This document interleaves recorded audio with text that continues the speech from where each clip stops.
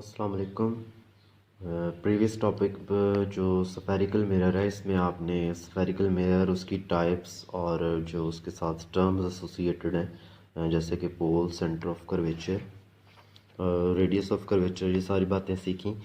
तो आज का जो टॉपिक है, पहले तो ये जो प्रीवियस टॉपिक है उसकी ये थोड़ी सी एक्सटेंशन है। ये देखेंगे हम। लिखा हुआ है reflection of light by spherical mirror. तो जिस तरह प्लेन मिरर से मैंने आपको फर्स्ट टॉपिक चैप्टर का पढ़ाया था, रिफ्लेक्शन लाइट रे जब मिरर की सरफेस से हिट करती है तो वहाँ से बाउंस बैक होती। तो ये जो स्फेरिकल मिरर हैं जिसमें कनकेव और कन्वेक्स मिरर हैं, तो इनमें से भी जो रिफ्लेक्शन है वो सेम लॉज को ओबे करते हुए होती। Like plane surfaces, spherical surfaces also reflect light following the two laws of reflection. तो दो लॉज आपने पढ़े थे, तो उसके मुताबिक ये नेक्स्ट पेज पर फिगर बनी हुई है। और ये कन्वेक्स मिरर है, तो इसमें देखें लाइट रे जो है मिरर की सरफेस तक आती है, इस पॉइंट पर ये हिट करती है, इसको पॉइंट ऑफ इंसिडेंस कहते हैं। और ये जो वर्टिकल लाइन लगाई हुई है ये इसकी सरफेस के साथ राइट एंगल पर है, इसको नॉर्मल कहते हैं। और ये रिफ्लेक्टेड रे है, तो ये उन्होंने एंगल भी रिप्रेजेंट किए हुए। एंगल ऑफ इंसिडेंस इक्वल होता है एंगल ऑफ रिफ्लेक्शन के, ये लॉ है एक। और दूसरा लॉ था कि ये तीनों यानी incident ray, reflected ray, normal, point of incidence, ये एक ही प्लेन में होते हैं। तो ये कनकेव मिरर की भी फिगर बनी हुई है। तो इसमें भी इसी तरह ही है कि एंगल ऑफ इंसिडेंस और रिफ्रैक्शन जो है वो इक्वल हैं और ये तीनों एक ही प्लेन में। इसके बाद ये दो एक्टिविटीज़ हैं, एक तो एक्टिविटी 12.2 है और दूसरी नेक्स्ट पेज पर एक्टिविटी 12.3 है। इसमें कहा गया है कि आप कोई घर में जो स्पून होता है पॉलिश्ड, उसको यूज़ करें और एज अ कनकेव और कन्वेक्स। तो किसी भी चीज़ का इमेज उसके ऊपर लें और देखें कि वो इमेज कैसा बनाता है, मैग्नीफाइड है या स्मॉल इन साइज़ है या लार्ज इन साइज़ है, इन्वर्टेड है, रियल है वगैरह।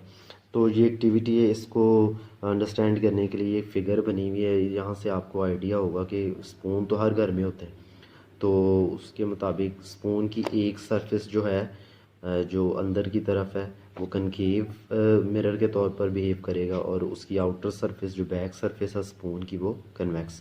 तो वहाँ पर किसी भी चीज़ का इमेज आप ले सकते हैं। यहाँ पर इन्होंने कहा है, ये थोड़ी सी मैं रीडिंग कर देता हूँ। टेक अ कन्वेक्स मिरर और अ well polished spoon using the outside of the spoon with the convex surface, uh, and hold it in one hand. Hold a pencil with its tip in the upright position, यानी सीधा उसको पकड़ें। in the other hand try to look at its image in the mirror.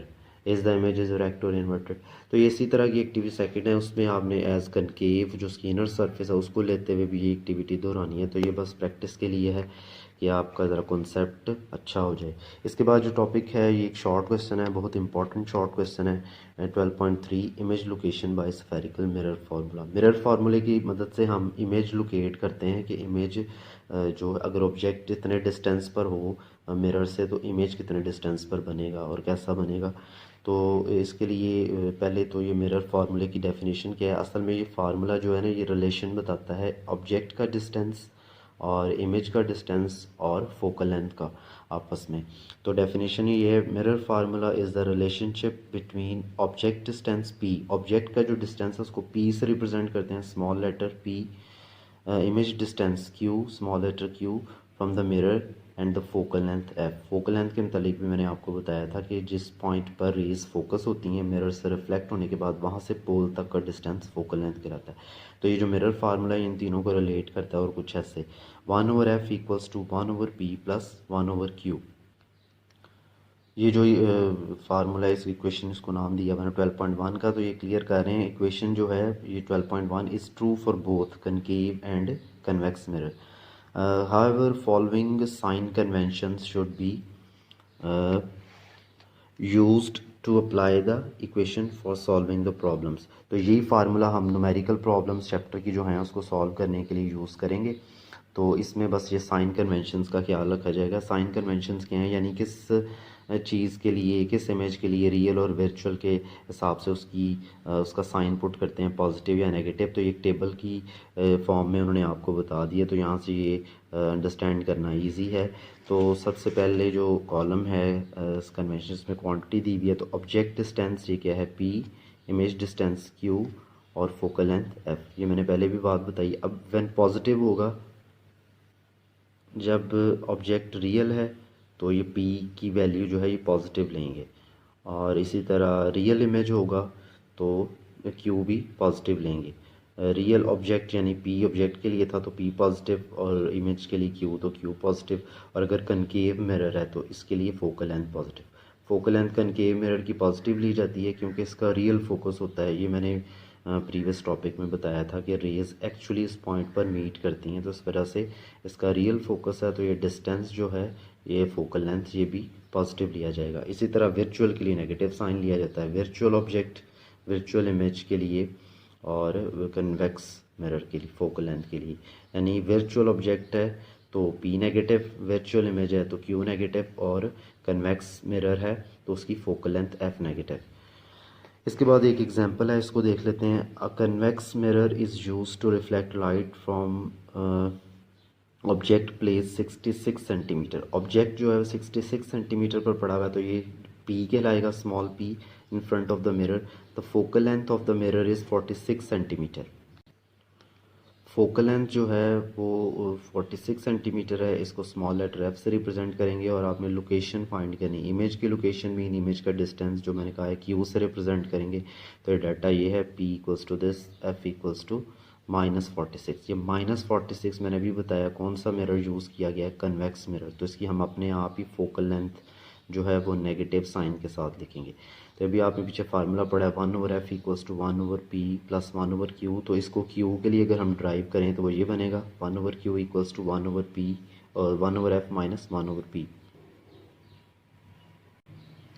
ये formula था 1/f equals to 1/p plus 1/q। तो 1/q को यहीं रहने दें, 1/p दूसरी साइड पे आके 1/f से माइनस हो जाएगा, तो ये फार्मूला फाइनल ये बनेगा 1/q equals to 1/f minus 1/p।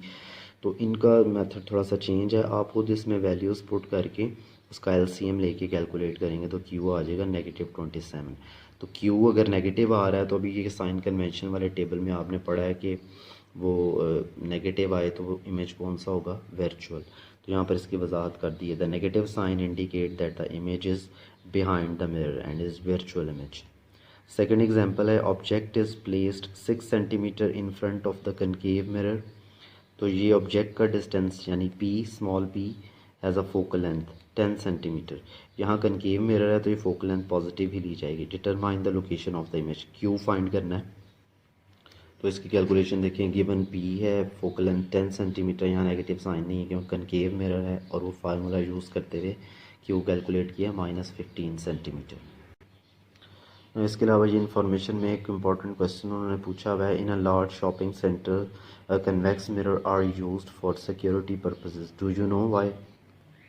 तो डिफरेंट शॉपिंग मॉल में ये आप लोगों ने भी ये मिरर देखा होगा। तो इस क्वेश्चन का जो आंसर है वो नेक्स्ट पेज पर एक इन्फॉर्मेशन है, यहाँ पर नीचे गिवन है, convex mirror produce image that are smaller than objects, this increase the view of the observer. तो इस तरह से हम इसको यूज़ करते हैं कि ये बहुत छोटा इमेज बनाता है और बहुत सारी जो है एरिया को कह लें कवर कर लेता है छोटी सी जगह पर, तो सारी चीज़ें हम व्यू कर सकते हैं एक छोटे से मिरर के ऊपर। तो इस वजह से इसको यूज़ किया जाता है। इसके अलावा ये नीचे वाली जो इन्फॉर्मेशन है ये भी इंपॉर्टेंट है, लिखा हुआ the focal length of the spherical mirror is 1/2 of the radius. तो ये टॉपिक में मैंने आपको बताया था कि रेज जो फोकस होती हैं मिरर से रिफ्लेक्ट होने के बाद वो जो पॉइंट है वो सेंटर ऑफ कर्वेचर और पोल के दरमियान में आता है। तो ये जो फोकल लेंथ है ये असल में रेडियस ऑफ कर्वेचर का हाफ होती है, f इक्वल्स टू r/2। तो ये तो हम लिखेंगे कनकेव मिरर के लिए, लेकिन अगर कन्वेक्स मिरर है तो भी आपने सीखा दोबारा कि उसका जो फोकस है वो रियल नहीं होता, वर्चुअल है, वो बिहाइंड द मिरर बनता है। तो उसके लिए फार्मूला बस ये हो जाएगा, f इक्वल्स टू -r/2। इसके अलावा ये वाली जो इन्फॉर्मेशन है ये भी इम्पॉर्टेंट है, note that the word magnification, magnify करना मतलब बड़ा करना, हम डेली लाइफ में इसका मीनिंग लेते हैं, लेकिन वो कह रहे हैं कि ये जो टर्म हम ऑप्टिक्स में यूज़ करते हैं, magnification as used in optics does not always mean enlargement because image could be smaller than the object.